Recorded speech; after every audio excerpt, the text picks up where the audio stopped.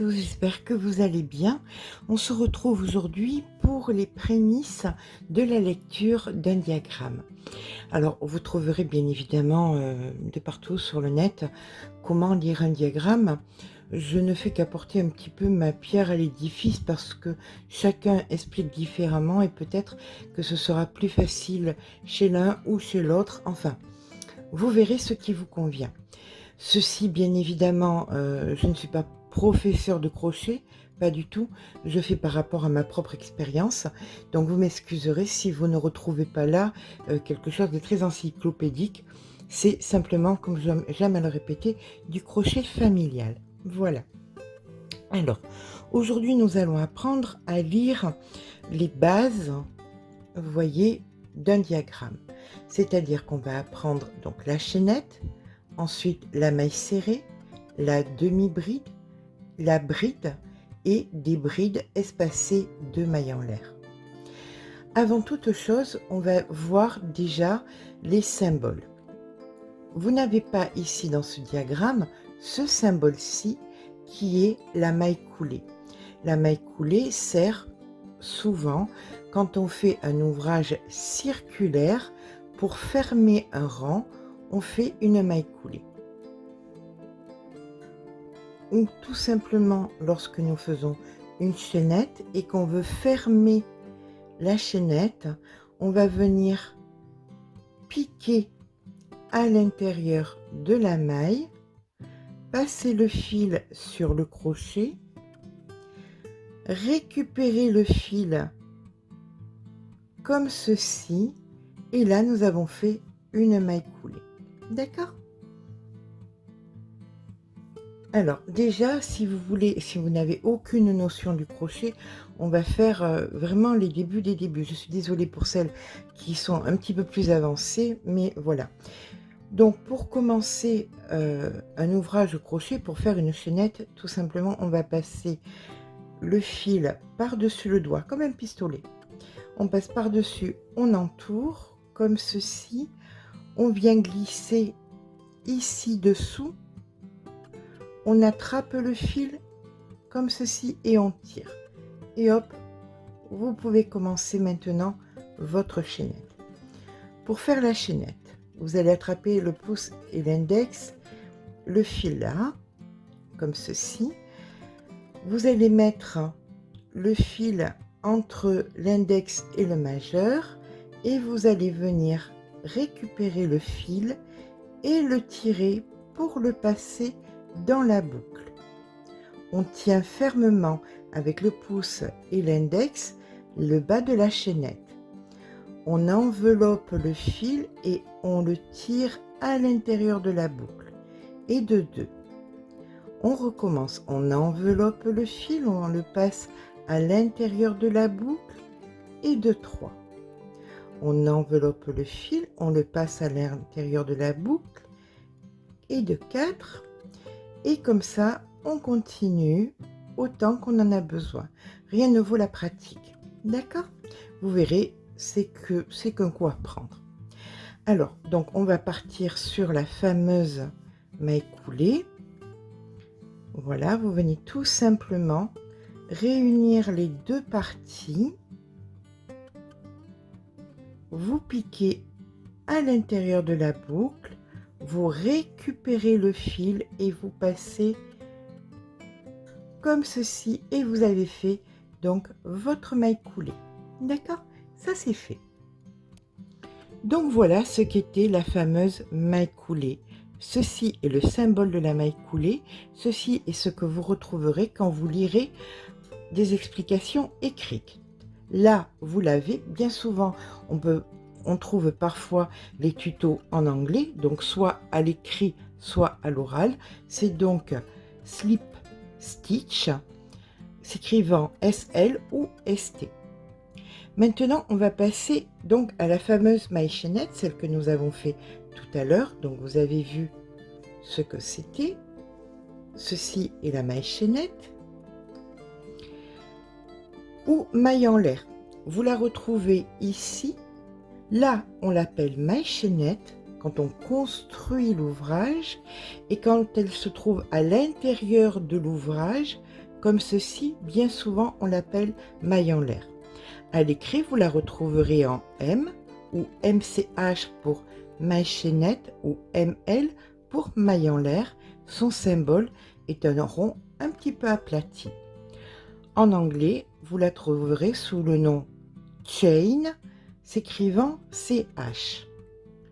Bien sûr, vous avez toujours la possibilité, si vous trouvez que je vais trop vite, d'appuyer sur la petite molette qui se situe sous la vidéo. Vous pouvez ralentir ou accélérer la vidéo, ou même vous arrêter pour lire le tableau, pour faire vos propres essais. D'accord? Nous allons passer maintenant à la maille serrée. La maille serrée que vous trouverez à l'écrit sous MS, vous la trouverez ensuite sur les diagrammes en forme de croix, ou de X ou de croix, ça dépend. Donc c'est la maille serrée, en anglais single crochet pour l'américain et double crochet pour l'anglais. Ça c'est pour si vous achetez, si vous voyez ou si vous entendez des tutos en anglais. Donc cette fameuse maille serrée, on la fait comment?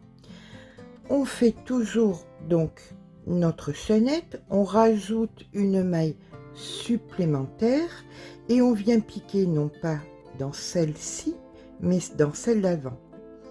On pique, on ramène le fil comme ceci, on fait un jeté et on passe notre fil.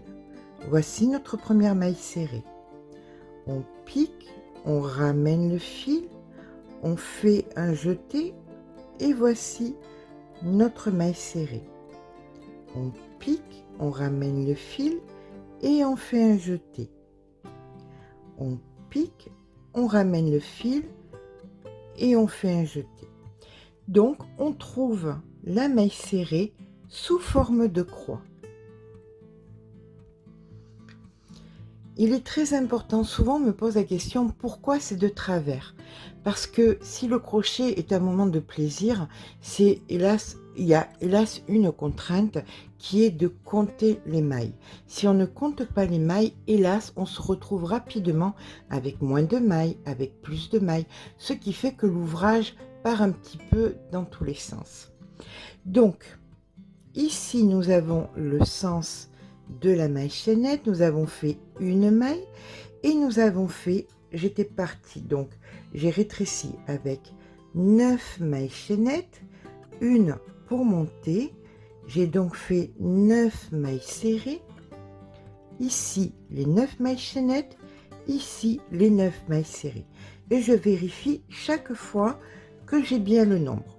Vous pouvez vérifier un rang sur deux, ça vous permet de revenir sans trop redescendre sur l'ouvrage, mais vérifiez de temps en temps. Là, nous allons rentrer dans un moment assez polémique.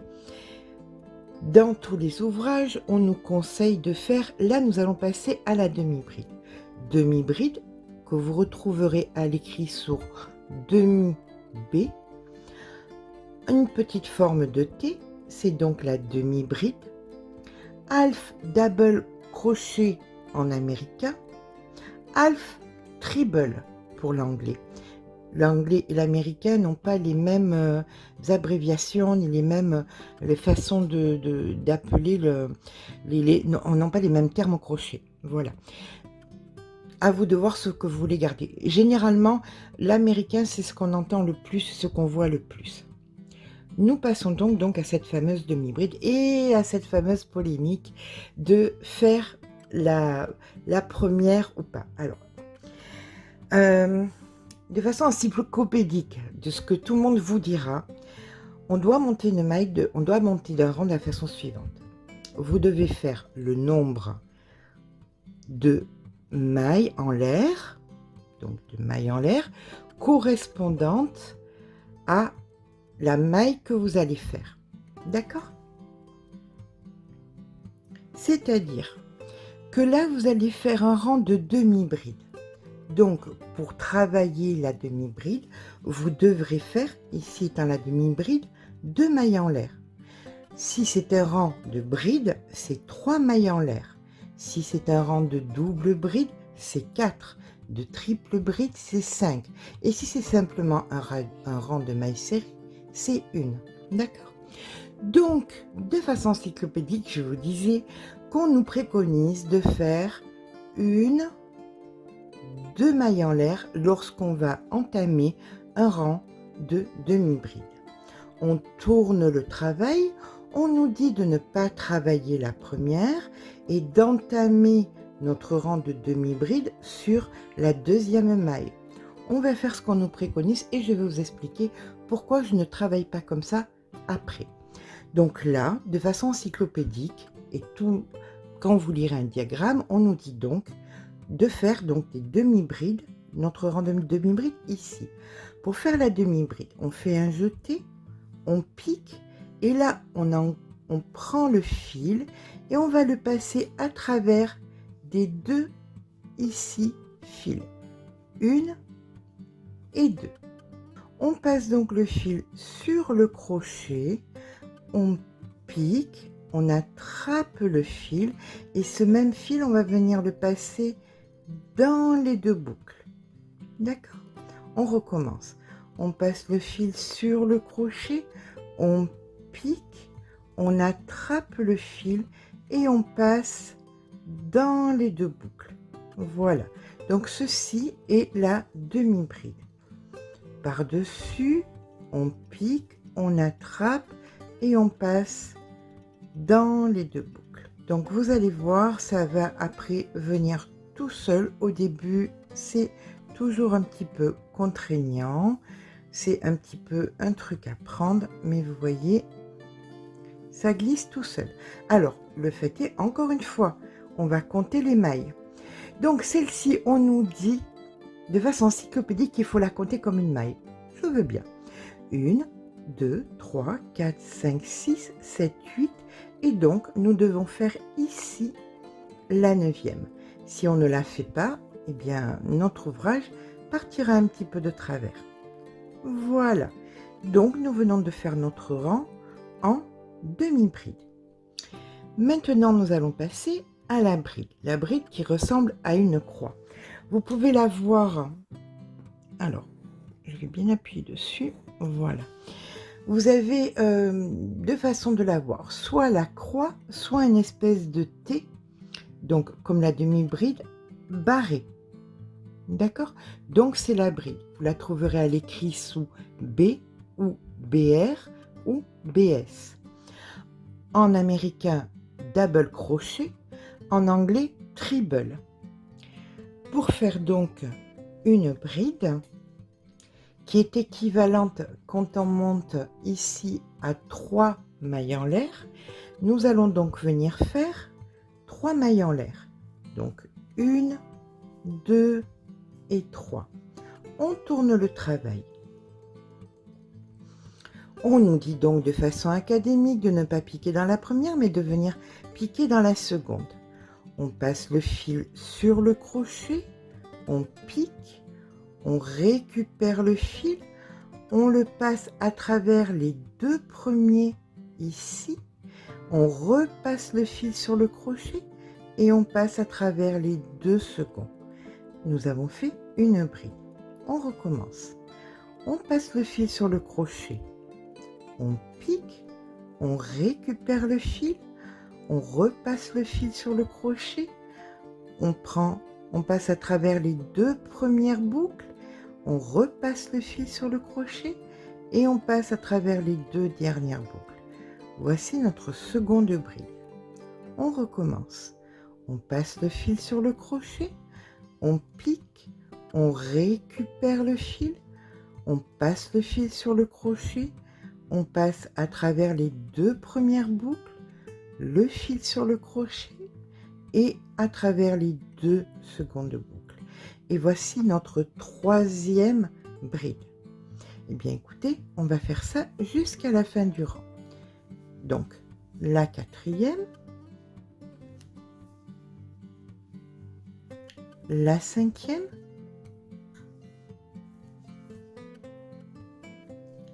la 6e, sauf que celle-ci, on nous dit de la compter. Donc 1, 2, 3, 4, 5, 6, 7, il nous en reste 2 à faire. vous voyez que ici, et c'est là mon souci, c'est pour ça que je ne travaille pas comme ça, nous avons une espèce de trou, donc qui est guère agréable à travailler. Mais c'est ce qu'on nous dit dans les diagrammes, donc on va faire comme les diagrammes. Donc ici, la 8e, et dans la maille, ici en haut, nous faisons notre 9e. Voilà. Ça, c'est ce qu'on nous préconise dans les ouvrages. Pour ma part, si vous me suivez, vous serez peut-être un peu décontenancé parce que je ne travaille absolument pas comme ça. Je ne travaille pas avec des mailles en l'air qui servent de brides ou de mailles. Je les mets toujours en complément parce que je ne veux pas avoir d'espace. Je travaille de la façon suivante. Là, par exemple, si je voulais faire un rang de brides, je fais bien évidemment pas 3, mais 2 mailles en l'air. Je tourne le travail et je fais ma bride dans la première, directement, parce que je ne veux pas avoir ce fameux trou. Donc ici, je fais ma bride et je la compte, celle-ci. Ça, je ne le compte pas. Ça m'aide simplement à monter. Donc pour moi, c'est la première, la seconde, 3, 4, 5, 6, 7, 8. Et voilà mon souci, pourquoi je ne veux pas travailler comme ça, parce que je me retrouve avec des trous et mon ouvrage n'est pas complet. Vous voyez, là, l'ouvrage, vu que j'ai mis ma bride, il est bien complet, il est bien plein. Là, pour moi, il ne l'est pas. Mais que voulez-vous? Ils disent comme ça dans les diagrammes. Maintenant, vous ferez comme vous décidez, comme vous en avez envie. Je vous explique ce que les diagrammes nous expliquent, je vous explique comment moi je travaille, et quand vous me suivez, vous êtes peut-être décontenancé, mais c'est ma façon de travailler. Donc ici, je fais ma bride. D'autant plus que quand on vient faire de la résille, c'est encore plus écarté puisque on fait 4 mailles en l'air. Vu qu'on va passer la première, la seconde, on a un espace encore plus grand. Vous comprenez?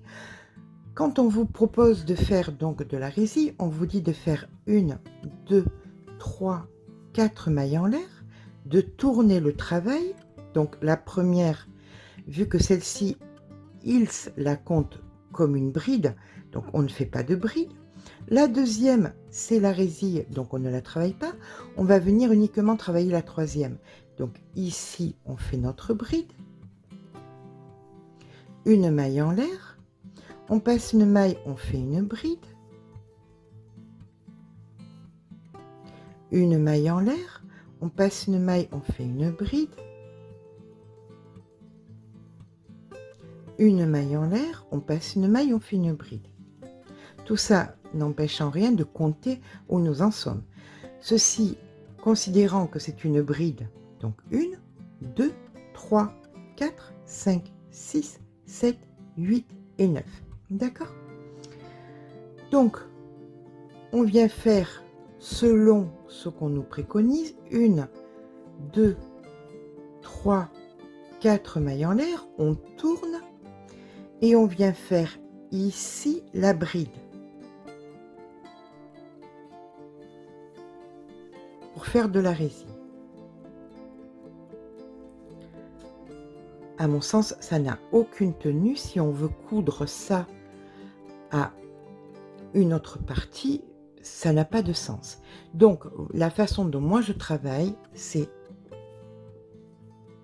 si je dois faire de la résille ou n'importe quoi, je fais pour des brides, hein, 1, 2 mailles en l'air, je fais ma bride, une maille en l'air, je passe une maille, je fais ma bride. Et là, j'ai quelque chose qui a de la consistance. Vous voyez? Une maille en l'air, ma bride. Une maille en l'air, la bride. Une maille en l'air, la bride. Donc, au niveau du schéma, on a donc les brides, les mailles en l'air, les brides, les mailles en l'air, les brides, les mailles en l'air. Ce qui nous donne de la résille. Ok? Là, je vais faire comme moi je fais. Je fais donc une, deux mailles en l'air, je tourne le travail. Dans la première, je viens faire ma bride pour donner de la consistance, la maille en l'air et je fais donc une bride dans chaque bride que je rencontre suivie de mailles en l'air.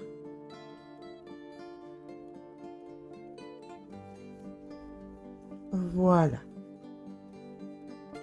Et là, j'ai un ouvrage qui est consistant, qui n'est pas, à mon sens, c'est toujours pareil.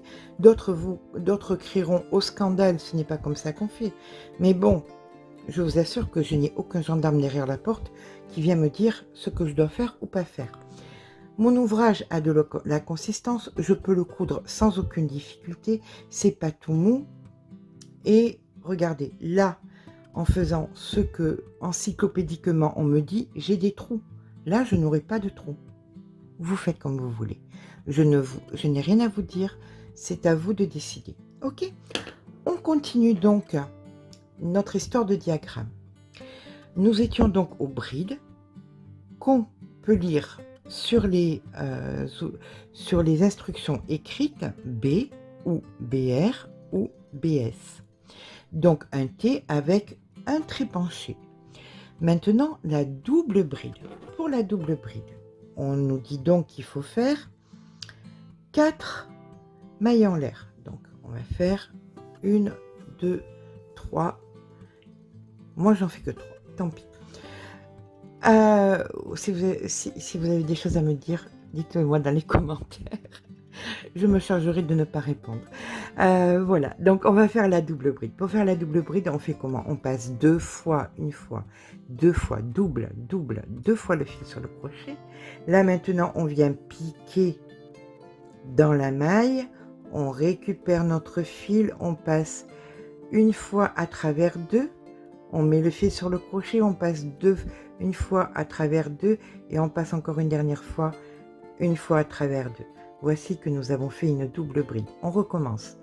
2 fois le fil sur le crochet. On va venir piquer à l'intérieur de la résille. On vient piquer ici. On récupère le fil. On passe le fil sur le crochet une fois à travers 2. On repasse le fil sur le crochet. Encore une fois à travers 2 et on repasse encore le fil sur le crochet. Une dernière fois le fil à travers 2. Et voilà que nous avons fait des doubles brides. Maintenant, vous pouvez faire ça de façon infinie. Triple bride. 1, 2, 3. On pique, on récupère le fil, on passe à travers 2 mailles, à travers 2 boucles, on met le fil sur le crochet. On passe à travers 2 boucles, on met le fil sur le crochet. On passe à travers 2 boucles, on l'a fait 3 fois. Vous le voyez là? 1, 2, 3. Le fameux petit bâtonnet avec les 3. 1, 2, 3. Le petit bâtonnet avec les 3. 1, 2, 3. Il est là. 1, 2, 3. Et on repasse le fil sur le crochet pour faire notre jeté. D'accord? Donc là, vous avez une double bride. 1, 2, 3. Une triple bride. Donc, cette fameuse double bride, DB en lecture, D ou DBR. Donc, vous aurez soit un bâton avec 2 traits, soit un T avec 2 traits penchés. En anglais, en américain, pardon, très différent. Treble, en anglais, double treble. Allez comprendre. La triple bride, qui à l'écrit est TB ou TBR en français, le trait avec 3 traits horizontaux, ou alors un T avec 3 traits penchés, qui se dit donc en anglais double treble crochet, ou en américain, pardon, double treble crochet, DTR, ou en anglais, triple, triple. Triple, triple. Voilà. Mais écoutez, je pense que ça a été long. On est à plus de 26 minutes et je m'en excuse. J'espère que je vous aurai donné des pistes. Vous pouvez toujours accélérer la vidéo, hein, si vous trouvez que c'est un petit peu trop long, ou utilisez que ce dont vous avez besoin. Pour celles qui sont restées jusque-là, je vous en remercie. Eh bien, écoutez, on se retrouvera assez rapidement pour apprendre à faire des augmentations et à faire des diminutions. On apprendra aussi donc le fameux cercle magique qui nous sert donc dans beaucoup d'ouvrages. Voilà, je vous remercie d'avoir suivi la vidéo. Si elle vous a plu, n'hésitez pas à laisser un petit pouce en l'air parce que ça fait toujours plaisir. Mais surtout, abonnez-vous. Je vous fais de gros bisous et je vous dis à très vite.